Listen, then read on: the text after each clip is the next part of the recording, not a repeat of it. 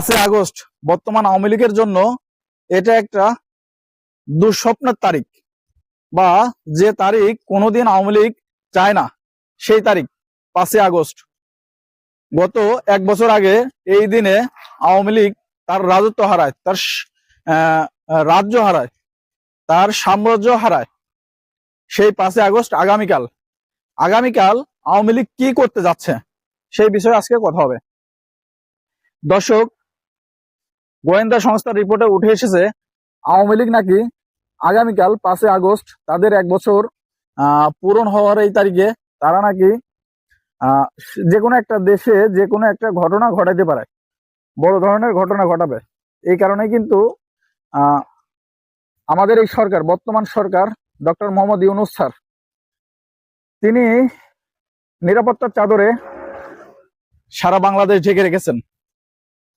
কারণ আগামীকাল সংবিধান জুলাই সনদ ঘোষণা করা হবে।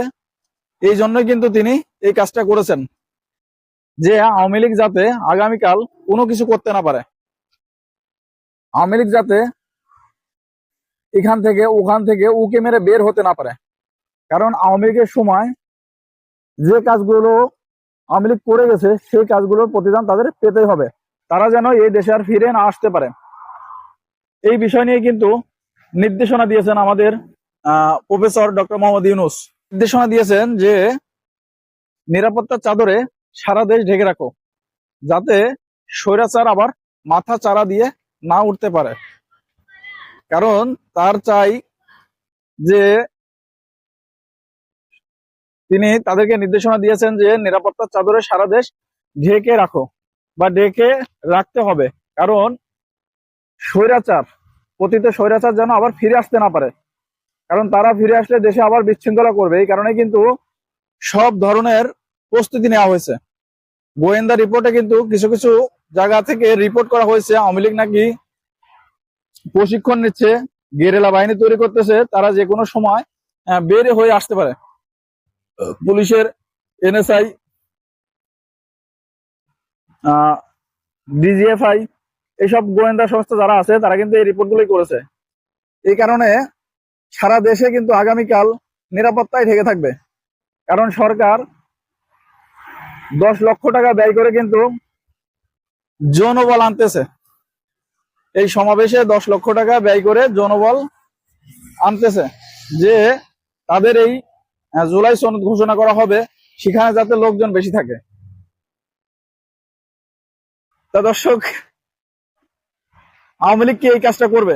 আমার তো মনে হয় না আওয়ামী লীগ এই ভুলটা কখনো করবে, যে তারা এই সময় এসেও এরকম কাজ করবে। কারণ তাদের সেরকম সাহস এখন আর নেই। তাদের বাহিনী আছে, তাদের নেতাকর্মী আছে, তারা কিন্তু লুকিয়ে আছে, তারা কিন্তু বের হয়ে এখন এই সরকারের মোকাবেলা করে সেরকম পরিবেশে নেই। তা তারা যদি এরকম আসে তাহলে কিন্তু তাদেরই আরো ক্ষতি হবে। কারণ তারা যে পরিবেশে আছে তাদের সেই পরিবেশ তারা আর রাখতে পারবে না, তাদের আরো ক্ষতি বেশি হবে। তাদের নেতাকর্মী ধরা খাবে, তাদের নেতাকর্মীর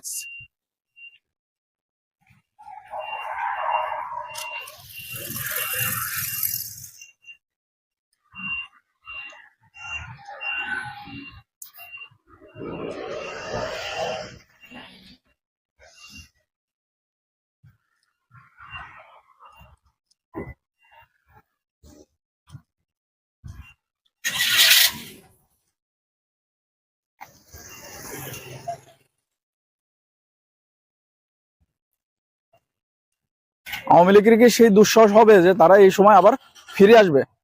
তাদের নেতাকর্মী আছে, তাদের বাহিনী আছে, তাদের জনবল আছে, কিন্তু তারা এই মুহূর্তে এই সরকারের এরকম নিরাপত্তার চাদরে ঢেকে রাখা অবস্থায় তারা আর কখনোই ফিরে আসার সাহস দেখাবে না। আর যদি সেরকম সাহস দেখায় তাহলে কিন্তু তাদেরই ক্ষতি হবে। কারণ তাদের নেতাকর্মীরা জেলে যাবে, তাদের নেতাকর্মীদের আটকে রাখা হবে, তাদের নেতাকর্মীদের ফ্যামিলির কষ্ট হবে, তাদের আর খোঁজ খবর থাকবে না, তাদেরই দলটা আরো ধ্বংস হয়ে যাবে। এজন্য আমরা মনে করি, বা আমি মনে করি, যে আওয়ামী লীগের এই সময় এরকম চিন্তা ভাবনা করা উচিত নয়। শোনা যাচ্ছে যে পতিত সরকারের স্বরাষ্ট্র উপদেষ্টা আসাদুজ্জামান খান কামাল নাকি ভারত থেকে এরকম নির্দেশনা দিচ্ছেন, আর সেই নির্দেশনায় নাকি কাজ করেছেন সেনাবাহিনীর মেজর সাদিক। এই ঘটনা প্রচারিত হওয়ার পরে কিন্তু সাদিক সহ তার স্ত্রীকে হেফাজতে নেওয়া হয়েছে। তারা কিন্তু এখন সেনা হেফাজতে আছে। তো দর্শক, চাইবো যে এরকম কোনো ঘটনা যেন আগামীকাল 5 তারিখ না ঘটে, কারণ আগামীকাল যদি এরকম ঘটনা ঘটে তাহলে কিন্তু দেশের পরিবেশ আরো খারাপ হয়ে যাবে, কারণ দেশের পরিবেশ এমনিতেই এখন ঠিক নাই। এই জন্য চাইবো যে দেশের পরিবেশ ঠিক রাখার জন্য হলেও এই সরকার যেন আগামীকাল নিরাপত্তার চাদর দিয়ে সারা দেশে ঢেকে রাখে, এবং আওয়ামী লীগ যেন এই কাজ না করে, বা তারাও যেন এরকম কিছু করার দুঃসাহস না দেখায়। তো দর্শক, আপনাদের মন্তব্য অবশ্যই কমেন্ট বক্সে জানিয়ে যাবেন। আপনারা কি চান, আওয়ামী লীগ আবার এরকম কোনো ঘটনা ঘটাক নাকি তারা এ থেকে বিরত থাকুক?